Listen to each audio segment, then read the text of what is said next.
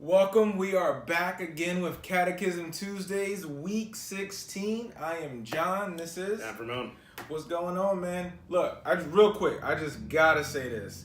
NBA playoffs, Philadelphia 76ers, trust the process. Trust the process. I just want to say that, man. We had a lot of haters for a couple of years, you know what I'm saying? I just want to throw that out there. You're back. We back. We back like we never left, man. Catechism Tuesdays. I just wanted to make some haters mad, you know. But question, what is sin? Answer, sin is rejecting or ignoring God in the world he created, rebelling against him by living without reference to him, not being or doing what he requires in his law, resulting in our death and the disintegration of all creation. So that's very pretty straightforward there in terms of what sin. And we talked about sin in our past weeks on Catechism Tuesdays. But can you just kind of frame that a little bit more for us, Pastor B? Well, it's helping us face the reality of sin, that sin exists. It's real, and it's defined in all these different ways. I mean, the first one, rejecting or ignoring God in the world that he created. That part of the definition helps us understand that God has made this world, and the degree in which we are rejecting and ignoring God as the one who created this world, as the one who's over this world, we are sinning.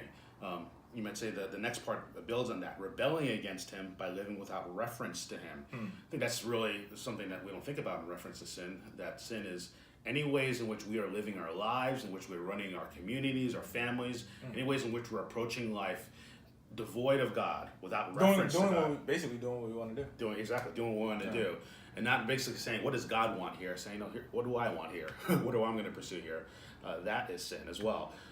Then there's a third part here. I want to hear you, John, on this. Not being or doing what he requires in his law. Yeah, I mean, that's tying into essentially like just doing what we want to do. We want to be basically gods of our own lives, the lords of our own lives, and not living the way God wants us to do. And that results in something. So Romans chapter 6, verse 23, the wages of sin is death. So all that we do, all that we accomplish, at the end of the day, it's death. You know what I mean? That's our result. That's the consequence of not following God's rule or his law. One of the things that's worth mentioning here as well, people often talk about how sin, there's a sin of, you might say, commission. I'm doing something that God doesn't want. But it's also, I think in this definition, the sin of omission. What that means is when we are supposed to be doing things that God requires us to do and we don't do them. So we're also sinning when we aren't loving, when we aren't generous.